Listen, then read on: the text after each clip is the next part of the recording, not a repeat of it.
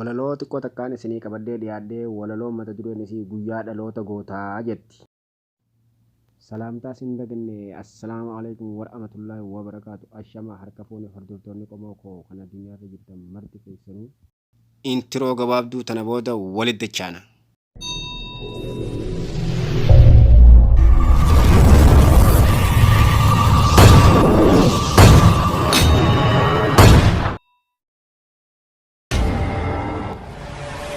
Baga as geesse egaa guyyaa dhaloota kee goota ija barbadaa jawwee ilma sabaa goota ija barbadaa jawwee ilma sabaa waa hunda baadhattee rakkoo saba keetii baga har'a geesse kun gammachuu kooti baga har'a geesse kun gammachuu kooti.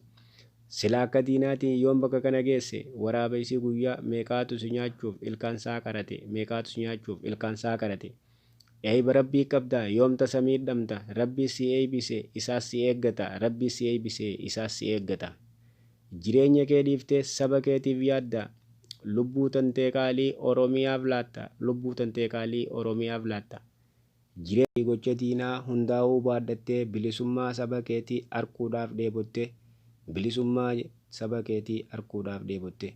Jecha kee tokkootu diina garaa gubaa kanaaf si jibbanii yaa quuqamaa sabaa kanaaf si jibbanii yaa quuqamaa sabaa.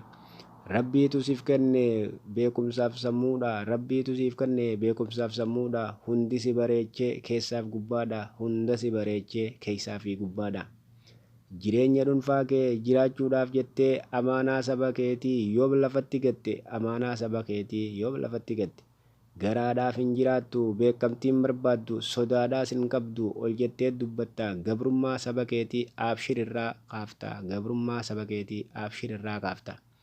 Ilmaan Oromoodhaa hunduu si jaalata ilmaan abbaa tokko Booranaaf Bareentoo qeeroodhaa fi qarreen abbootii fi aayyoleen daa'imman xixiqqoon dhaloonni qubeedhaa hunduu si jaalata yaa ilma sabaa hunduu si jaalata yaa ilma sabaadha.